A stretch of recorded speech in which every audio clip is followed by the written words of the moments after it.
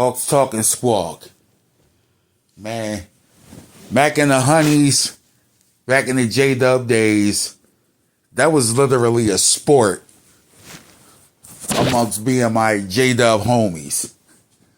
It was a sport, and especially at assemblies and conventions, when we would see who could get the most numbers throughout the assembly or convention.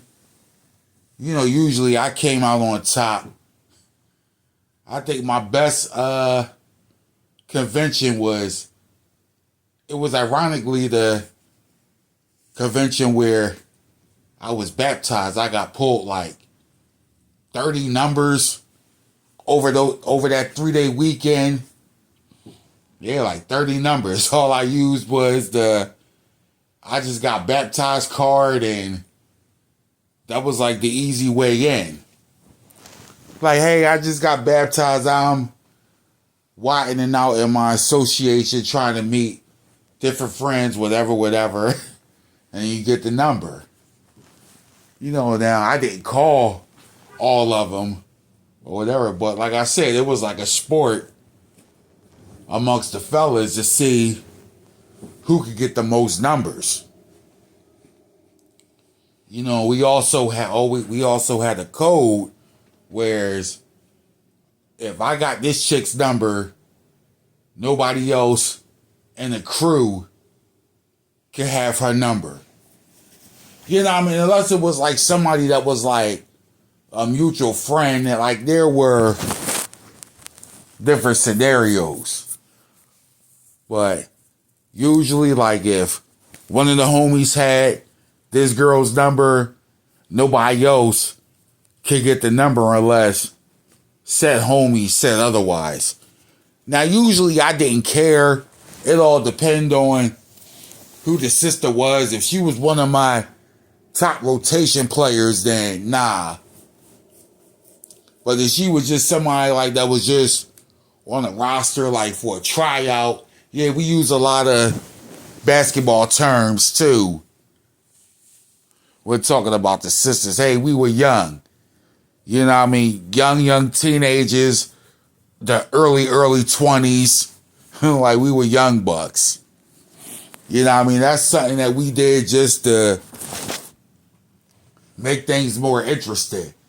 You know, growing up, Dubb, you're not supposed to have a whole lot of fun. Your life's supposed to be Kingdom Hall, studying, field service, every second of every minute of every day is supposed to go to Jehovah and his organization.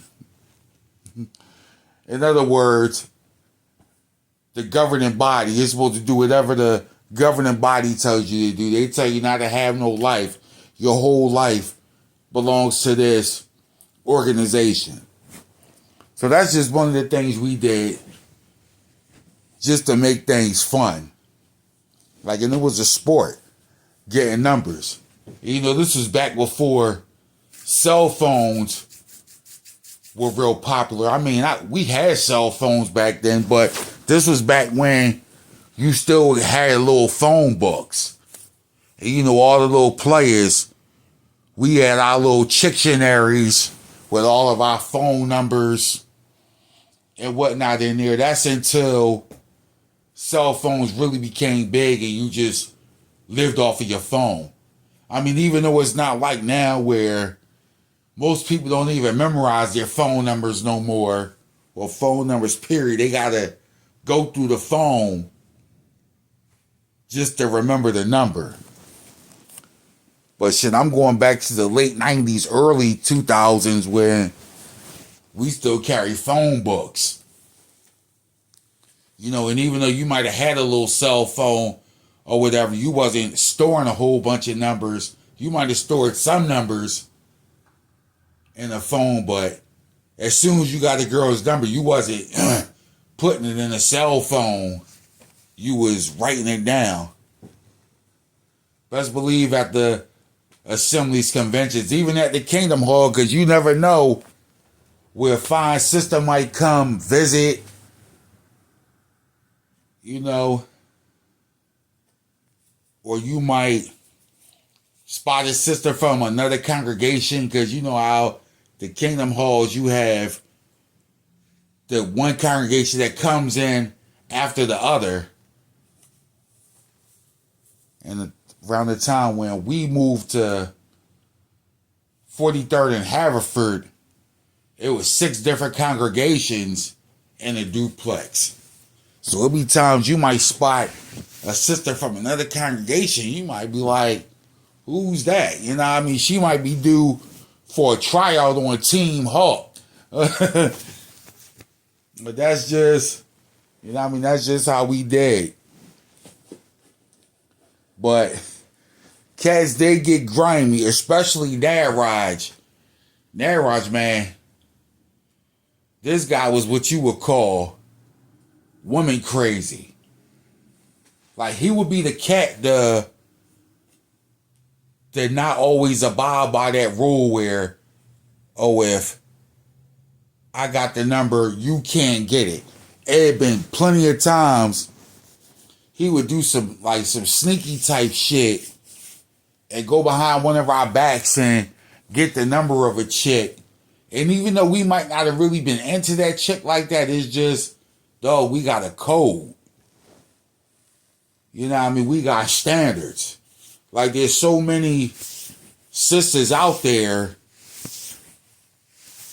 And there would be times where I might have the number of a sister that Naraj really wanted to talk to, or even vice versa, or even with Sheaf, he might have a number of a sister I might wanted to holler at, or even vice versa, and we would make exceptions like, all right, she don't really get no playing time on the squad. She's been rotting on the bench, so, you know what I mean, you can have at her. And that was that, but Naraj was always the guy trying to undercut. And that's what led to him having a fallout with Lucius. Now, the whole Naraj versus Lucius, that's a whole nother video. Because that's one of the funniest beefs of all time. But that's what originally led to their fallout. Because the girl that Lucius married and had kids with, he had met her through Naraj.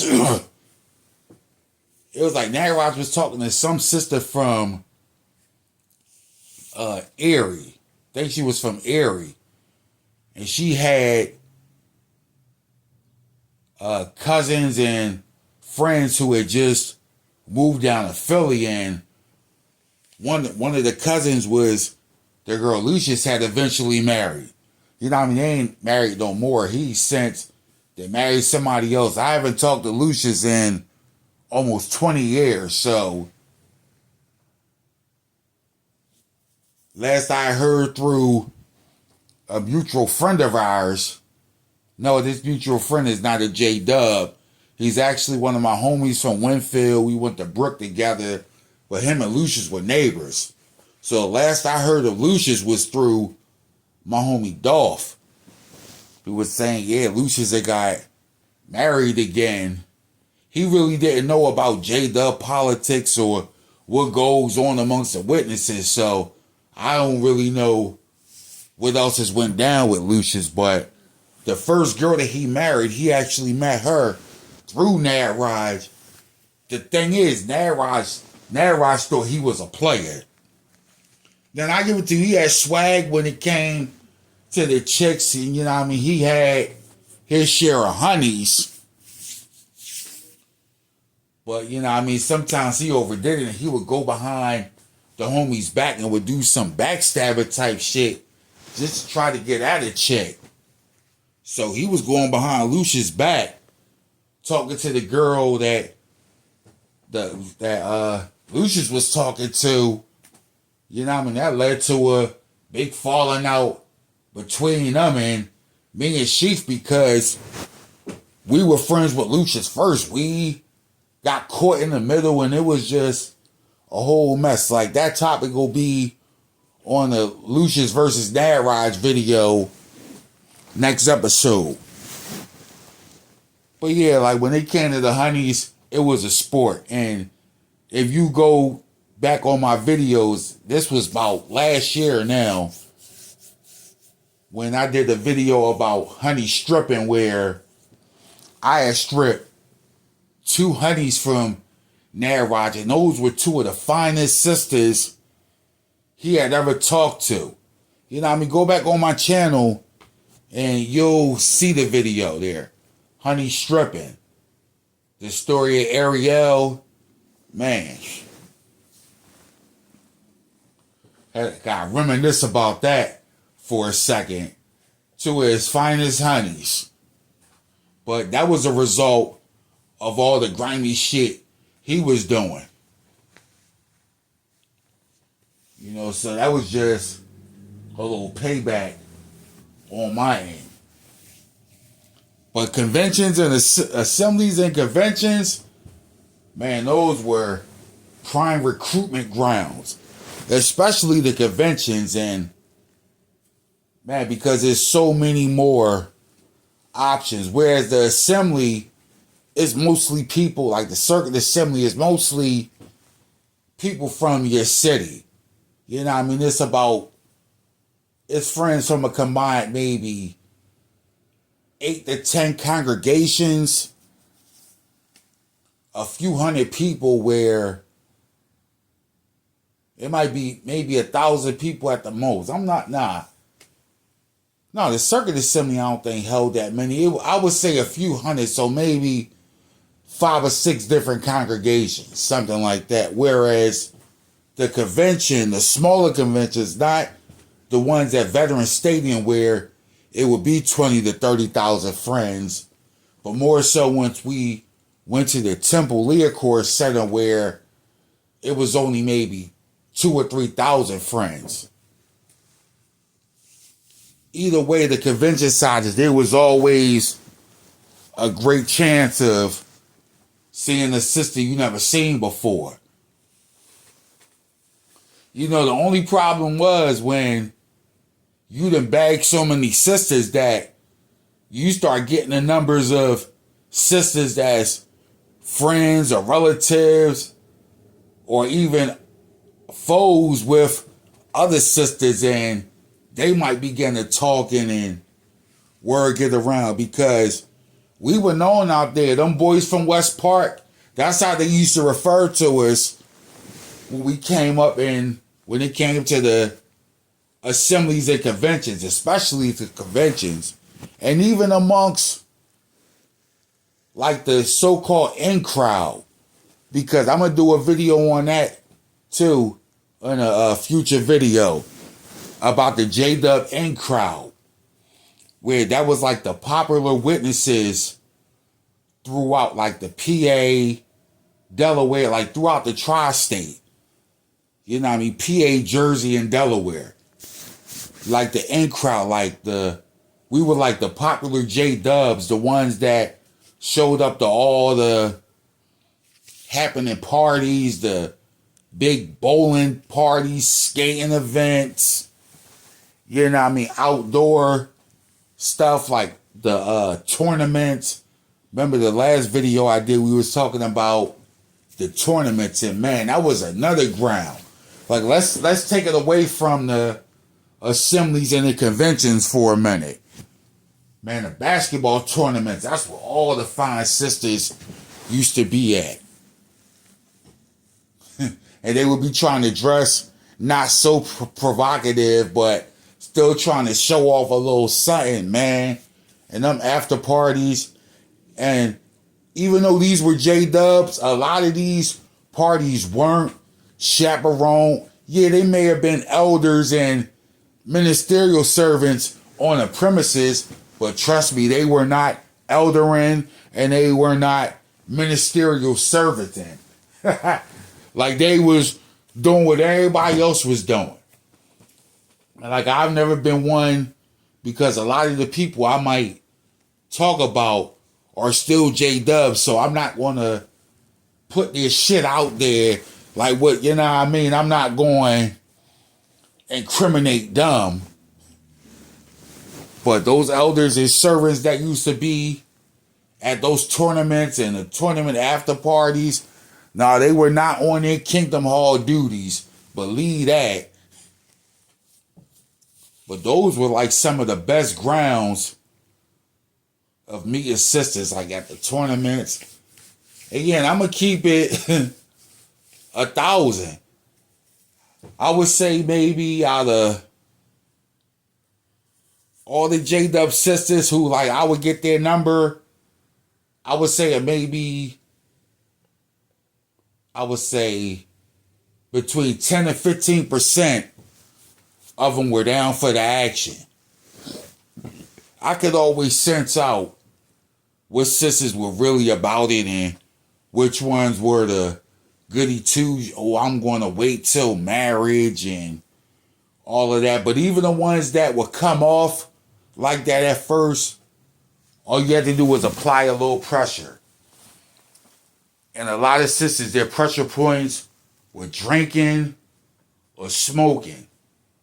Or like maybe or like getting them like in a chill atmosphere. Now with the homies, what they did with the sisters, I don't know. The way they would talk about them, you could sense, yeah, they might have did something, but me and the J-Dubb homies, we weren't about the business of incriminating ourselves. You know what I mean? We weren't about the business of that. Because I wasn't going to tell them anything for them to get caught up and wind up slipping up and mentioning me and anything. Because I didn't like being in the back room with the elders. And it wasn't about being scared of them. It was just about, y'all not going to be asking me a bunch of questions about shit that normal men do. You know, that was my problem with that. But yeah, 10 to 15% of the sisters were about it. Now, like I said, if I got 30 numbers at a convention, I probably called maybe 10 of them. And it wasn't that I just purposely neglected the other 20. It was just for sport. And 9 times out of 10, they probably weren't memorable. Like, I just got your number to get my count up. I got your number even though I sensed that this wasn't really going to go anywhere. You know, you might meet that individual, you bust it up, have a little convo.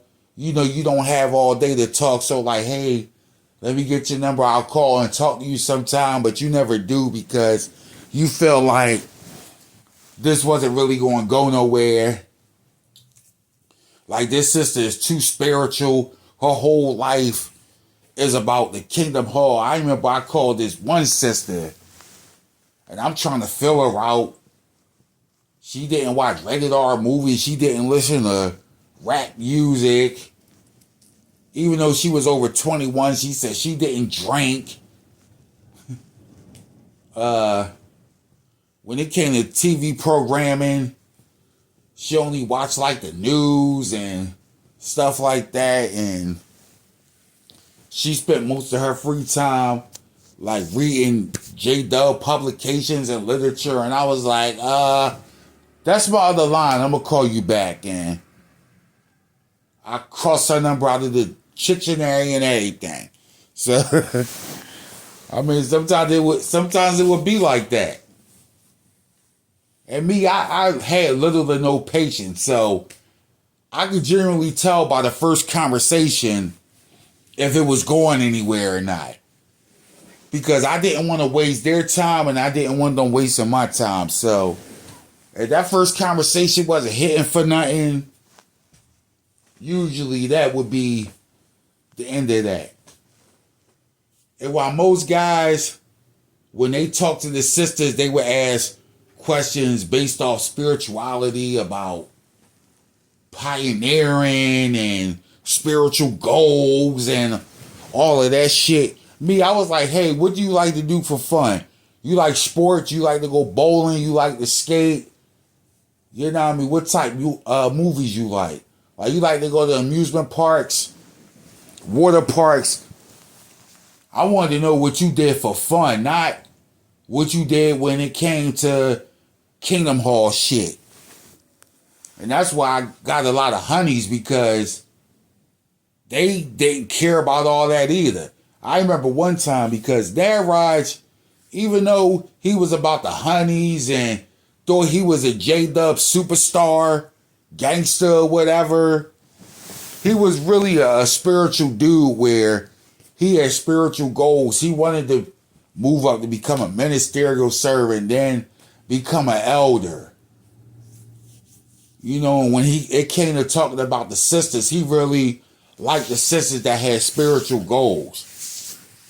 Like he always said, he wanted to find sister that was a stay-at-home wife raising the kids and was a full-time pioneer and an extreme exemplary sister in the congregation. But a lot of the sisters that he bagged weren't on that time. You know what I mean? Headlined by the two in a video I did a few months back. They didn't share those spiritual goals. Now, I remember one time, this was one of the honeys that he didn't bag, but I wound up bagging. He's talking to her. We're at the convention. This was the first year at the Leah Core Center.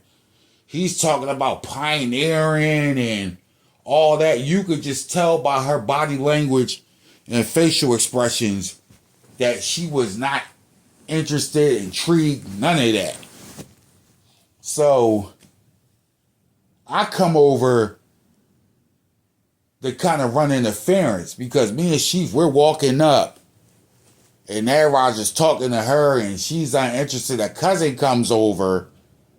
So I come over to run interference. I'm talking to the cousin. Yeah, the cousin, you know what I mean, we got a little chemistry chopping it up, but the girl Naraj is talking to that's not even interested,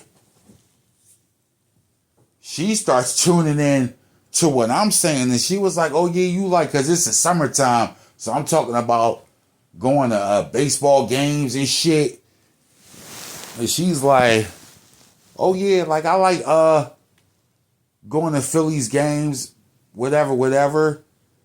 And I was like, all right, bet, we'll hook up and go. And we went to a game maybe a couple weeks later. Yeah, Naraj went, and he's still talking about traveling one day to serve where the need is great, and she just wasn't into it. You know what I mean? Long story short, I had a three-way with the two cousins. Not too much longer after that. Oh man, Naraj never knew about it. And he was like, you're fornicating. I'm gonna go tell the brothers you're gonna get this fellowship.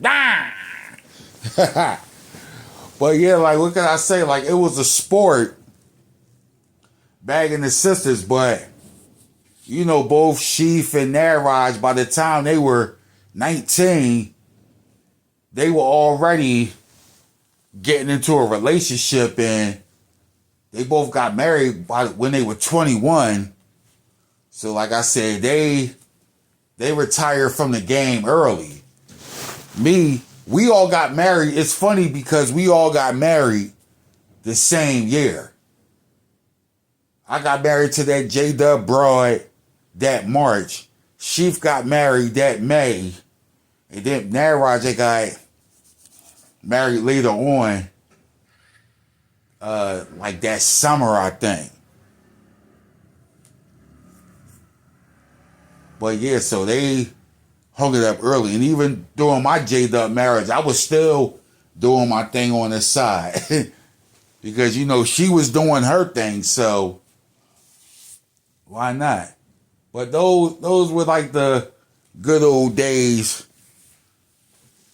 of the J-Dubbs, you know what I mean? Bagging and tagging the sisters, keeping track. Every year, like every calendar year, we would be like, all right, let's see who could get the most numbers in a year, and we would keep track. I think one year, I would say 2002, 2003 was like the heyday years of getting numbers. I think between both years, I probably got like 200 some numbers. You know what I mean? And yeah, that might seem like something to brag about, but I mean, thinking back now, like, I mean, that wasn't no flex. I didn't even call half those girls. It was just about getting the numbers. You know, I mean, that's all it was about. But this is just a little Hawks talking Squawk. I'm going to be coming at y'all with some more content. Be sure to subscribe to the channel. Stay tuned for more Hawks talking Squawk. Hawk out.